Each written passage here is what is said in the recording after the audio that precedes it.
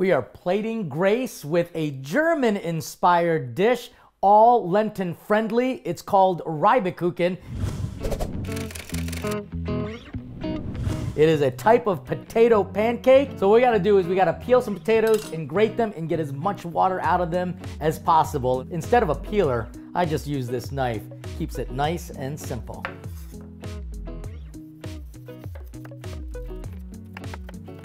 Now that I've got these basically peeled or shaved, I'm just gonna grate these.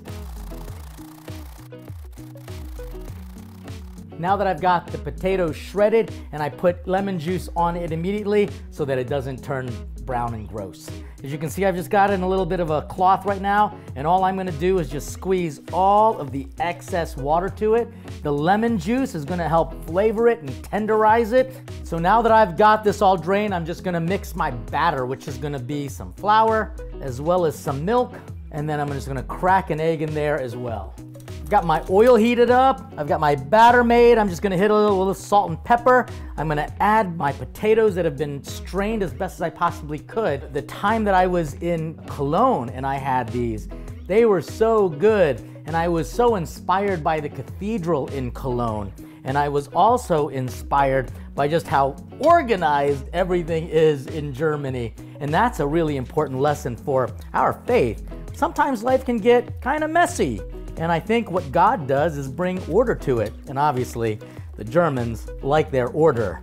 And one of the beautiful things is this recipe, just follow the instructions and you're gonna get beautiful Reibekuchen. And then we're gonna hit it up with a little bit of mushrooms as well. Delicious. So into these they go. I'm just doing one generous scoop, and I'm gonna keep them formed as well in the pan itself, creating a little bit of space in between each one, because you don't want to overcrowd a frying pan because it'll lower the temperature of the heat. So while these are frying up, this will take about 3 minutes on each side. I'm gonna prep my mushrooms. We're gonna make an awesome sauce using some of their Düsseldorf famous mustard. So while my butter is melting so that I can add my mushrooms to it, and these are cooking up beautifully, I am going to actually make a little crema that I had on top of the mushrooms, and I'm just gonna add a little bit of mayonnaise here, and I'm adding that to a little bit of water. I've got some sour cream. I'm gonna hit it with some salt and some pepper, a little bit of garlic powder, as well as a little bit of Paprika, which is gonna give it a nice smoky flavor as well. And all I've gotta do is add the secret ingredients to this little crema, and that is this mustard that they are so proud of in Dusseldorf. It is rich and delicious, and to be honest with you, it reminds me of a great charity that you can support, the Mustard Seed, which is basically a group that has helped a lot of people who've experienced some disorder in their life. What this group does is they bring order, peace, and harmony and beauty to that part of the world.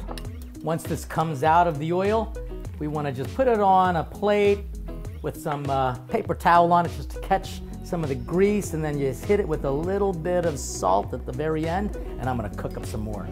This meatless meal comes with some great memories of my time in Germany. I'm going to add a little bit of these mushrooms that are just sauteed so easily and beautifully right on top of this Reibekuchen. What I've got right now, I'm going to just drizzle a little bit of this sauce that's been infused with a beautiful little mustard that they are all so proud of.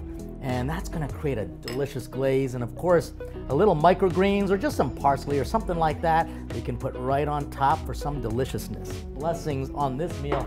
I'm gonna give it a taste test. Oh, so good. So satisfying.